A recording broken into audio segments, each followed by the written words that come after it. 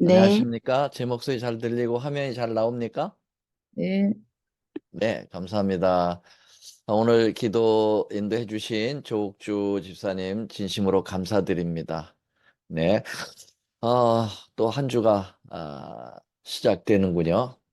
오늘은 에, 약속드린 대로 다니엘 8장을 공부하도록 하겠습니다. 자, 8장은 정말 중요한 장이죠. 다니엘의 정말 다니엘서에 핵심이 들어있다고 볼 수 있을까요? 어, 잠깐만요. 이 다니엘 8장은 하나님과 사단 사이의 대쟁투 가운데 가장 중요한 장들 중에 하나로서 사단의 목적과 전략을 보여주고 있습니다. 다니엘 8장은 이 구속의 비밀이 들어있는 아주 중요한 예언들이 깃들어 있죠. 특별히 다니엘서 8장 중에서도 여러분들이 다 알고 계시는 다니엘 8장 14절 2300주야까지니 성소가 정결함을 입으리라 라고 하는 이 다니엘 8장 14절은 재림교회의 산실과도 같은 핵심 성경절입니다. 이 다니엘 8장 14절을 제대로 풀기 위해서는 다니엘 8장 전체의 정확히 해석하는 것이 너무너무 중요한 일이죠. 그래서 여러분 이 다니엘 8장을 1절서부터 공부할 때 아, 결코 빠뜨려서는 안 되겠습니다. 꼭 참여를 하시고 이 말씀을 끝까지 경청하시고 함께 묵상하시고 은혜를 누리시면서 이 구속의 비밀들을 알아나가는 그러한 여러분과 제가 되었으면 좋겠습니다. 자, 다니엘 8장 1절과 2절 말씀 한번 읽어볼까요? 자, 뮤트하고 시작. 나 다니엘에게 처음에 나타난 이상 후 뮤트하시고요. 벨사살 왕 3년에 다시 이상이 나타나니라. 내가 이상을 보았는데 내가 그것을 볼 때 내 몸은 엘람도 수산성에 있었고 내가 이상을 보기는 을레강변에서니라 그랬습니다. 자, 먼저 계시가 주어진 때를 언급하고 있네요. 네, 그게 언제라고 그랬습니까? 벨사살 왕 3년이라고 그랬습니다. 여러분, 벨사살 왕은 어, 바벨론의 마지막 왕입니다. 그렇죠? 예, 기원전 553년부터 이 벨사살 왕은 그 아버지 나보니더스와 함께 나라를 다스렸기 때문에 이 8장의 계시를 받은 벨사살 3년은 551년경이 됩니다. 물론 BC죠. BC 551년경 이 바벨론이 망하기 전 12년 전에 주어진 하나님으로부터의 계시다. 이렇게 보시면 되겠습니다. 자, 여러분 어, 예수님 오시기 전 551년, 약 500년 전에 주어진 기별인데요. 얼마나 미래를 정확하게 예고하셨는지를 또 전에 2장과 3장에 걸쳐서, 2장과 7장에 걸쳐서 주어진 예언과 얼마나 평행선을 이루고 있는지, 어떤 패러럴의 그 원칙을 가지고 있는지를 살펴보도록 하겠습니다. 자, 계시가 주어진 장소는 어딜까요? 계시가 주어진 장소는 여기 노란 글씨로 그것을 볼 때, 그 이상, 그 비전, 그 계시를 볼 때 내 몸은 엘람도 수산성에 있었다. 그렇게 얘기했고 내가 이상을 보기는 을레강변에 있었다. 좀 헷갈립니다. 몸은 수산성에 있는데 이상을 보는 것은 을레강변의 장면을 봤다는 것인지 이렇게 좀 보게 되는데 아 다니엘이 실제로 바벨론에서 멀리 떨어져 있는 수산성, 이제 페르시아의 수도죠. 이 수산성에 진짜 거기에 있었는지, 아니면 뭐 에스겔 선지서라든지 사도 요한의 요한계시록의 그 경우처럼 말이죠. 계시 가운데서만 옮겨져 있었는지는 확실하진 않습니다. 예. 이 다니엘이 이상을 말하고 있는 문맥을 보아서 계시 가운데 겪은 일을 보는 쪽으로 이렇게 해석을 하는 것이 좋겠다. 어떤 그렇게 좀 생각이 됩니다. 뭐 그건 중요한 건 아니니까요.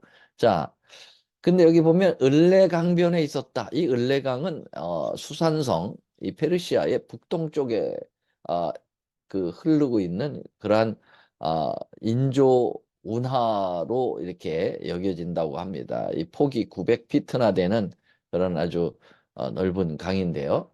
여기에서 어떤 계시의 배경이 이루어지고 있다. 이렇게 볼 수가 있겠습니다. 자, 자, 다시 한번 여기 8장 3절을 이제 넘어가면요. 내가 눈을 들어 본즉 강가에 두 뿔 가진 수양이 섰는데 그랬습니다. 두 뿔 가진 수양이 섰다. 근데 그 뿔의 길이가 달라요. 그 두 뿔이 다 길어도 한 뿔은 다른 뿔보다 길었고 그 긴 것은 나중에 난 것이다.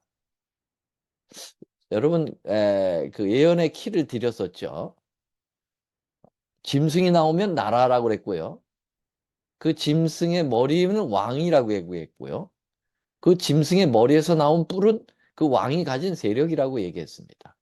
그렇다고 하면 이 짐승은 이 수양은 두 왕이 세력을 가지고 함께 공존하고 있다고 하는 사실을 우리에게 보여주고 있는데요. 자, 그 뿔의 길이가 다르다는 것은 그 균형이 언밸런스 됐다라고 이렇게 보게 되는 것이죠. 자, 그것은 조금 이따 구체적으로 설명을 드리고요. 다시 한번 예언의 성향과 구조에 대하여 말씀을 드리고 이 8장을 계속 공부하는 것이 좋겠습니다. 여러분들에게 외우다시피 제가 말씀을 드린 반복되는 그런 말씀이 있었죠. 예언은 반복되고 깊어지고 넓어진다 라고 하는 이 구호입니다. 한번 따라서 해볼까요? 예언은 반복되고 깊어지고 넓어진다. 자, 여러분들이 한번 얘기해 보세요. 예언은 네, 그렇습니다. 예언은 반복된다는 거예요. 근데 반복을 똑같이 하면은 이 의미가 없죠. 깊어진다는 거예요. 그 이 의미가 아주 굉장히 깊어지면서 어떻게 된다고요? 확산된다, 넓어진다라는 것입니다. 그래서 다니엘 전체의 예언을 다니엘 2장과 7장과 9장과 그리고 12장 이것이 바벨론서부터 시작해가지고 예수님 재림할 때까지의 그 미래를 똑같이 2장, 7장, 8장, 9장, 10장, 12장까지 이렇게 네 번에 걸쳐서 반복을 시키고 있다는 거예요. 근데 반복되고 그 다음에 깊어지잖아요.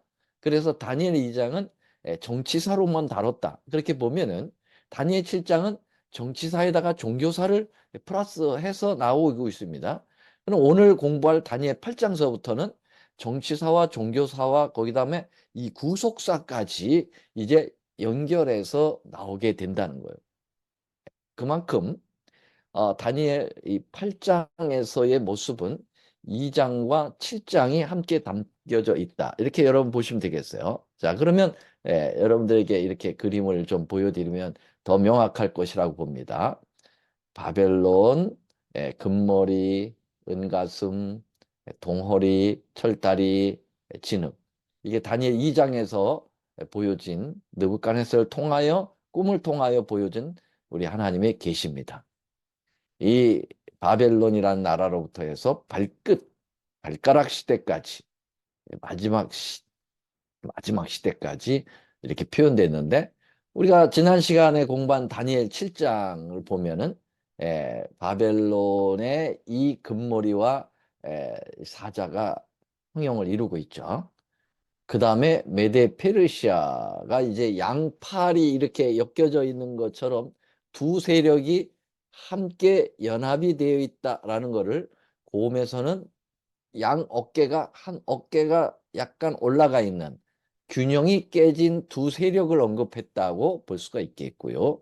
그 다음에 동허리는 청동기 문화를 가지고 세계를 지배한 그리스인데 이것은 표범으로 표현되어 있습니다. 날렌 그 대왕 알렉산더를 통하여 세계를 제패했던 그런 표범과 에, 동일한 그러한 반복을 시키고 있고요. 그 다음에 로마의 철다리, 예, 철의 그 철각이라고 그러죠. 이 철다리를 통해서 온 세계가 이겨지고 빠지는 그런 아주 무서운 이 어, 철다리의 로마를 에, 다니엘 7장에서는 철의를 가진 어, 공룡, 공룡과 같은 아주 저는 용갈이라고 얘기했는데요. 뭐라고 표현할 수 없을 만큼 무서운 짐승이 그래서 무슨 짐승의 이름도 표현을 못하고 극히 무서운 짐승이다. 그렇게 표현했어요. 자, 그 다음에 이제 열국인데 이 작은 어, 다니엘 7장에서는 열 나라로 이제 이 열뿔, 이 용가리에서 나오는 열뿔로 이렇게 평형을 이뤘다. 자, 그러면 다니엘 8장까지 한번 더 진행시켜 볼까요? 다니엘 8장까지 가면은 제일 첫 번째 나오는 게 이제 수양이 나오잖아요. 두 뿔 가진 수양, 길이가 차이가 있는 수양은 예, 다니엘 그 7장에 어디에와 연결될까요? 보험하고 연결돼 있어요. 그럼 왜 바벨론은 또 빠졌나? 네, 여러분 다니엘 8장은 아까 시기적으로 언제라고 그랬어요? 네, 이제 바벨론이 멸망을 해 가는 그때입니다. 그래서 이제 더 이상 바벨론은 이제 멸망을 하기 때문에 그 생략을 하고 두 번째 짐승인 이 표범 그 곰하고 이 수양하고 이제 평행을 이루게 되게 되겠죠. 그 다음에 이제 그리스가 나오고 그것은 이제 또 설명을 드리도록 하겠습니다. 어떻든 요 메대와 파사 요것이 수양이라고 하는 사실 요 수양이 메데 페르시아를 나타내는 나라라고 하는 사실을 우리가 이렇게 예언이 반복되고 깊어지고 넓어지는 이런 예언의 포맷 구조를 통하여 연결해서 설명을 드리도록 하겠습니다. 자, 그러면 여기 보니까 그 뿔의 길이가 다르다 그랬어요. 그 긴 것은 나중에 난 것이더라. 여러분 이 수양이 가진 이 두 뿔의 길이의 차이에 의해서 두 세력의 차이를 표현하고 있다고 하는 것이죠. 아주 예언은 굉장히 세밀하고 굉장히 정확하고 굉장히 정말 신뢰를 주는 말씀을 이렇게 점점 가면 갈수록 구체화하는 그러한 예언의 모습을 우리는 보게 됩니다. 자, 그래서 이 실제로 이 페르시아의 고레스와 그 후계자들은 주로 서방 정복에 힘을 기울여서 고레스 자신이 기원전 547년에 정복한 이 소아시아 리디아를 비롯해서 539년에 정복한 바벨론 등 서방을 먼저 장악해 나가게 되는데요. 그 전에 여러분들에게 말씀을 드렸듯이 그 아스트기아스가 이끌고 있는 메디아 나라, 이 메디아 나라가 그렇게 먼저 강했죠. 예. 그런데 그 외손자인 고레스에 의해서 정복을 당하면서 나중 나온 뿔이 더 길어지게 되는 것.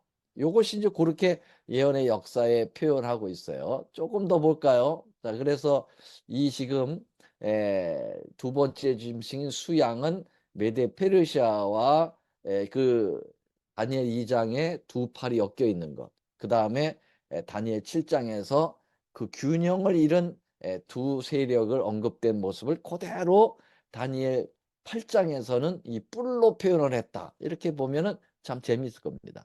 자, 그래서 강가에 두 뿔 가진 수양이 섰는데 그 두 뿔이 다 길어도 한 뿔은 다른 뿔보다 길었다. 그 긴 것은 나중에 난 것이다. 그랬어요. 그래서 우리는 이미 이 역사에 대해서 제가 반복을 여러 번 했습니다. 메디아라고 하는 나라가 원체 강했었다. 아스트기아스라고 하는 왕 때 말이죠. 그러나 그의 딸 만다나의 그 뱃속에서 물이 터져 나와 가지고 동방을 휩쓰는 꿈을 꾸고 난 다음에 만다네를 어디에다 시집 보냈어요? 작은 안산이라고 하는 페르시아 성 감비세스 1세 성주에게 시집을 보내서 아예 사장시켜 버리려고 했죠. 그러나 그 두 사이에 나온 고레스, 아스게아스의 외손자인 고레스가 점점 커져 가지고 외할아버지 나라 메디아를 쳐들어왔지만 친족인 나라이기 때문에 합병을 하고 완전히 끝내버리진 않았다. 그래서 두 세력이 공존했다라고 하는 사실을 이야기했어요. 자, 그래서 이 다니엘 8장에서는 먼저 나온 뿔이 나중 나온 뿔보다 짧고 나중 나온 것이 더 길었다라고 하는 표현이 완벽하게 역사에서 성취를 이뤘다. 이렇게 보면 되겠습니다. 자, 그런데요. 내가 본즉 그 수양이 서와 북과 남을 향하여 받았다. 그 수양 메데 페르시아가 이제 나중에 이제 페르시아로 이제 완전히 한 나라로 굳혀지게 되죠. 이 페르시아라고 하는 나라가 어, 이 근동 세력을 장악해 나가는 모습을 8장 4절에서 묘사하고 있습니다. 예언하고 있습니다. 그 수양이 서쪽과 북쪽과 남쪽을 차례대로 박는다. 받아버렸다. 그 말은 정복해 나갔다라고 얘기하고 있는데요. 지금 이 지도를 보면은 그 연도와 그 방향이 성경과 일치하고 있습니다. 그래서 서북남으로 받았는데요. 먼저 서쪽인 리디아를 받아버렸고요. 그 다음에 북쪽인 바벨론을 받아버렸고 539년에 그 다음에 마지막 남쪽인 에집트의 북쪽 부분이지만은 남쪽입니다. 이 페르시아 전체로 볼 때는 남쪽이에요. 이 남쪽의 리비아를 525년에 정복하면서 명실공히 이 완전히 어, 어디입니까? 네, 이 부분을 완전히 근동 세력을 다 장악하는 대제국으로 형성하게 되었다. 어쩌면 이렇게 정복하는 순서까지도 예언이 되었는데 그 예언이 정확하게 성취를 이뤘다. 이렇게 볼 수가 있겠습니다. 자, 그러면 다음을 또 한번 보겠어요. 그래서 이 다니엘 8장은요. 아예 해석을 해주시며 예언을 보여주시는 우리 하나님의 자상하심을 보여주고 있습니다. 그래서 다니엘 8장 20절에 가서는 아주 이렇게 딱 해석을 해주셨어요. 내가 본 바 두 뿔 가진 수양은 곧 메대와 바사 왕들이다. 예. 뭐 우리가 해석을 제대로 잘 한 겁니다. 입증이 된 거예요. 두 번째 짐승은 메디아라고 하는 나라와 페르시아라고 하는 나라가 있었다. 여러분, 그 다음서부터는 세 번째 짐승부터는 나라 이름을 대지 않습니다. 왜냐하면 다니엘이 그때는 이제 생존하지 않았던 때거든요. 근데 다니엘이 생존했을 때 있었던 나라들까지만 나라 이름이 됩니다. 그게 페르시아까지 있었지 않습니까? 네. 자, 그래서 이렇게 아주 정확하게 해석을 해주고 계시다라고 하는 거 보시면은 우리 예언을 정말 더 공부할 수 있도록 의욕을 주시고 계시죠. 자, 그런데요, 이 수양이 이렇게 서북남을 받으면서 완전히 세계를 주름을 잡고 있었는데, 그런데 말이죠, 서편에 또 다른 짐승이 나온다. 그렇게 예언이 돼 있어요. 자, 8장 5절 내가 생각할 때에 한 수염소가 서편에서부터 와서 온 지면에 두루 다니되 땅에 닿지 아니하며 그 염소 두 눈 사이에는 현저한 뿔이 있더라. 자, 여러분, 수양이 존재했었는데 이번에는 수염소가 나오는 거예요. 수염소가 어쪽에서 나와요? 서쪽에서부터 나온다는 거예요. 근데 이 나오는 그 행태를 보니까 얼마나 빨리 오는지 땅에 닿지 않았다, 발이. 날라왔다, 이렇게 볼 수 있겠어요. 날라왔다. 굉장히 빨리 달려왔다는 거예요. 근데 이 염소를 가만히 보니까 이놈은 뿔이 완전히 하나로 돼 있는데 그 뿔이 아주 현저한 뿔이다.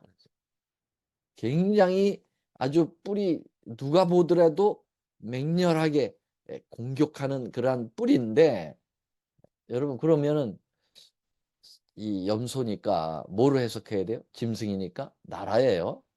서쪽에서 오는 나라인데 그 나라의 그 짐승의 머리는 왕이고 그 뭐 왕의 그 머리에서 나오는 뿔은 뭘로? 그 왕의 세력이라고 그랬어요. 그러니까 이 서편에서 날라오는 이 나라인데 아주 특별한 왕이 있었다. 아주 특별한 왕이 있었는데 어때요? 그 세력이 대단한 겁니다. 막 날라다 오듯이 세계를 정복하는 이러한 모습을 예언에서 비추고 있는데 여러분들은 벌써 감이 잡혔을 거예요. 이제는 예언에 여러분들도 많은 그런 감각을 가지고 계십니다. 아, 그러면 메데 페르시아를 정복한 서쪽으로부터 날라온 나라는 그리고 그 현저한 뿔은 누구다? 네, 헬라 그리스의 알렉산더라고 하는 것은 뭐 자명하게 해석할 수 있는 것입니다. 네. 자, 그래서 한번 지도를 보고 확인을 해보죠. 자, 여기 보면 지금 여러분들이 보시는 요게 이제 지중해잖아요. 이게 지중해. 그리고 여기가 마게도니아 반도예요. 마게도니아 반도. 오늘날에 여기 그리스가 있죠. 그리스. 옛날에 이제 헬라 그리스예요. 마게도니아. 그 다음에 여기가 지금 이스탄불이 여기 있어요. 이스탄불. 예, 여기 터키 이스탄불이 있어요. 여기 지금 터키 나라죠. 여기. 소아시아 지금. 그다음에 여기가 어디입니까? 여기가 갈릴리 사해바다. 여기 가자 지구. 여기가 이스라엘. 그딱 넘으면 여기 지금 수에즈 운하가 여기 있고요. 수에즈 운하가 있고 요게 지금 에, 그 시나이 반도죠. 시나이 반도. 이스라엘 백성들이 여기 이렇게 건너서 이렇게 해가지고 여기 들어갔죠. 아이고 죄송합니다. 자 이렇게 들어갔죠. 자, 그럼 지금 여기 아프리카 북부 이집트입니다. 이집트. 그리고 여기는 페르시아 대지국이 존재하고 있었죠. 네. 자, 그런데 지금 수양이 여기란 말이에요. 수양. 여기가 지금 페르시아의 대제국이죠.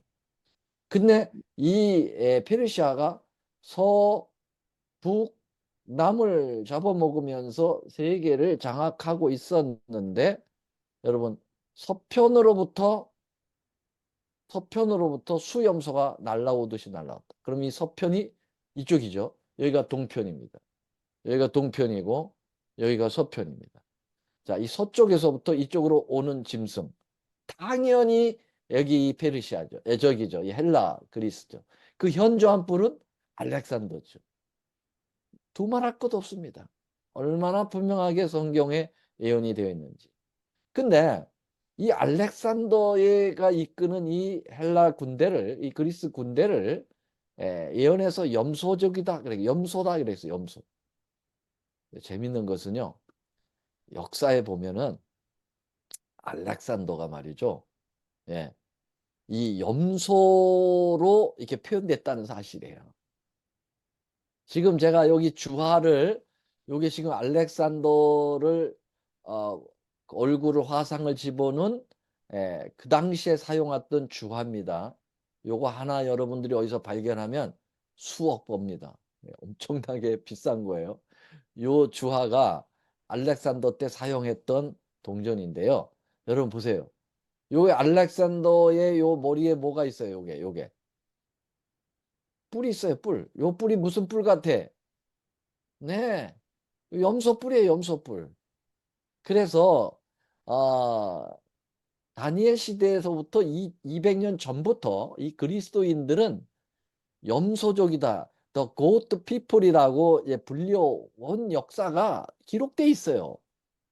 그 까닭은 그들의 왕 그 카라누스가 이제 신탁에 의하여 염소를 마게도냐 새 영토의 안내자로 삼으라고 하는 지시를 받았기 때문이다라고 그들의 전설에 의해서 그게 나온 거예요. 그래서 실제로 알렉산더 대왕은 자신이 염소로 상징된 이 주피터 아몬신이라고 이 아몬 신의 자손이라고 이제 선언을 한 그러한 기록이 나와 있어요.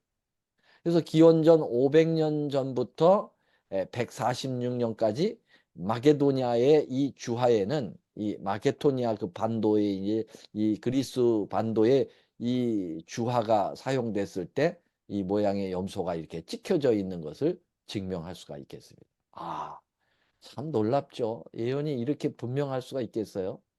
염소족이 나와서 수양의 두 뿔을 꺾어버리겠다라고 하는 거예요. 참 놀라운 일입니다.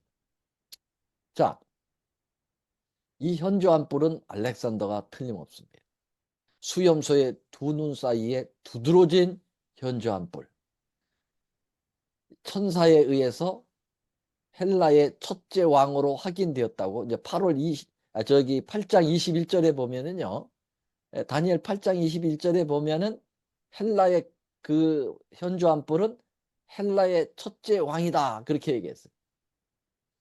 그래서 그것이 틀림없는 알렉산더 대왕은 그 다음 절에 설명이 되고 있는데요.